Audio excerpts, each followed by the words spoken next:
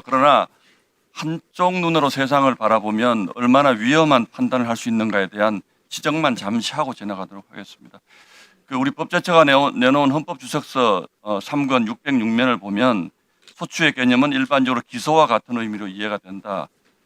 또한 대통령은 민사재판, 행정재판, 헌법재판 모두 피고로서 대상이 되므로 84조의 취지는 재판 기능 행사로부터 자유롭다는 것까지 의미하지는 않음이라는 표현이 나와 있고요.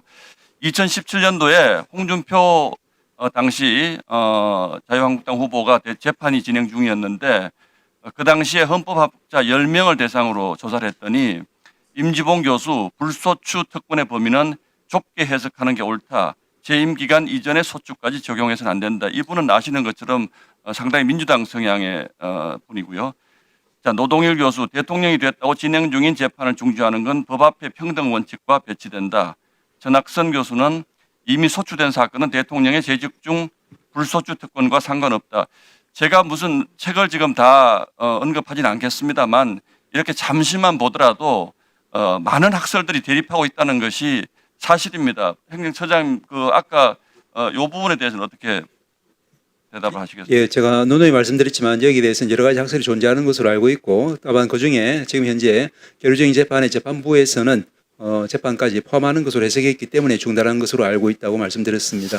예, 알겠습니다. 제가 오늘 국정감사가 진행되는 과정을 보니까 딱 두 가지 목표를 가지고 진행이 되는 것 같아요. 대법원장 찍어내기, 직위원 판사 찍어내기. 얼마 전에 민주당에서 내란 재판부 얘기를 꺼내면서 직위원 판사를 교체해주면 내란 재판부는 안 할 수도 있다라는 말을 들으면서 사실은 제 귀를 조금 의심하면서 어떻게 이런 얘기를 할 수 있을까 했는데 오늘 국정감사를 진행하면서 보니까 왜 민주당이 이렇게까지 직위원 판사에 집착하는지 그 속내가 굉장히 분명해진 것 같아요.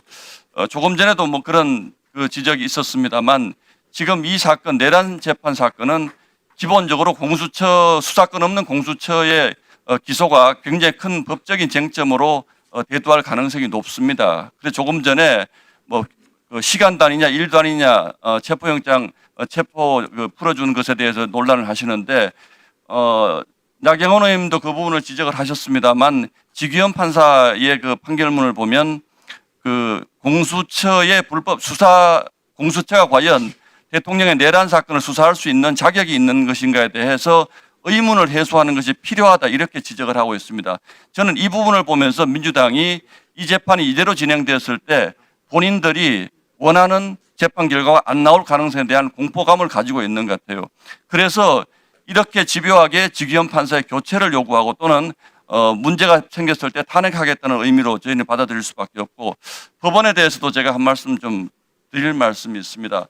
저도 시대의 변화에 맞는 사법부 개혁이 필요하다고 생각을 합니다. 그러나 지금 진행되고 있는 사법부의 개혁이라고 하는 것은 정말 우리 국민들이 원하는 국민들을 위한 사법부의 개혁이 아니고 권력자의 심기를 거스르는 판결을 내렸을 경우에 대법원장을 쫓아내고 또 대법관의 숫자를 늘려서 물타기를 해서 본인들이 원하는 대법관을 만들기 위한 구도로 가는 이런 사법개혁이라면 대법원이 단호히 저는 사법권 독립이라는 취지에서 반대해야 된다고 생각을 합니다. 이런 부분에 대해서 저는 아까 한인섭 교수님이신가요? 뭐 박넓이가 얼마가 되고 비용이 얼마가 되고 이런 논리로 저는 이 부분을 피해 나가시려고 하실 생각은 필요는 없다라고 저는 생각을 하고 있습니다.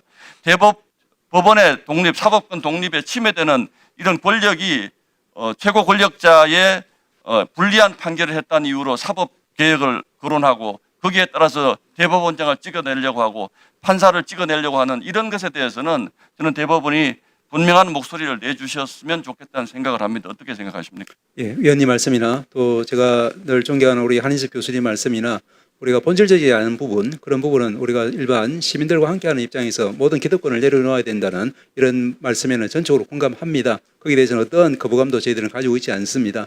다만 처음부터 끝까지 일관되게 지금 현재 우리 시민들 또 앞으로 미래 세대들을 위해서 우리가 바람직한 사법부, 저비용 고효율의 그런 사법부를 만드는 데 있어 가지고 힘을 합쳐야 된다고 생각합니다. 마지막으로 한 말씀만 드리면 사법부도 이 문제를 불러일으킨 저는 원죄가 있다고 생각합니다. 예를 들어서 이재명 선거법 재판 같은 경우에 1심만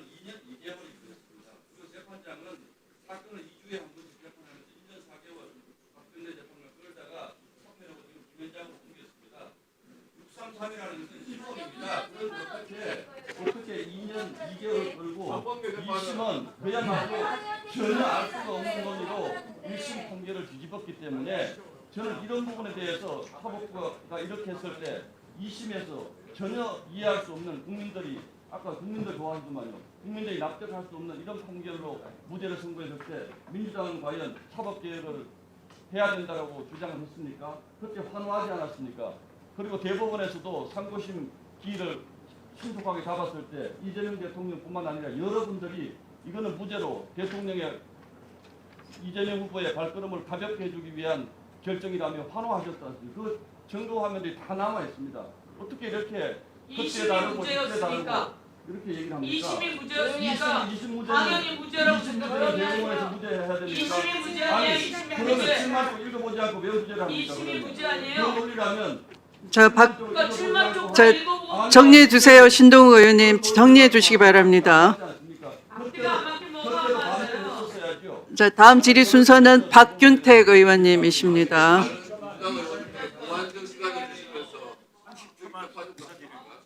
네, 30초 드리겠습니다. 네, 1분 더 드리세요.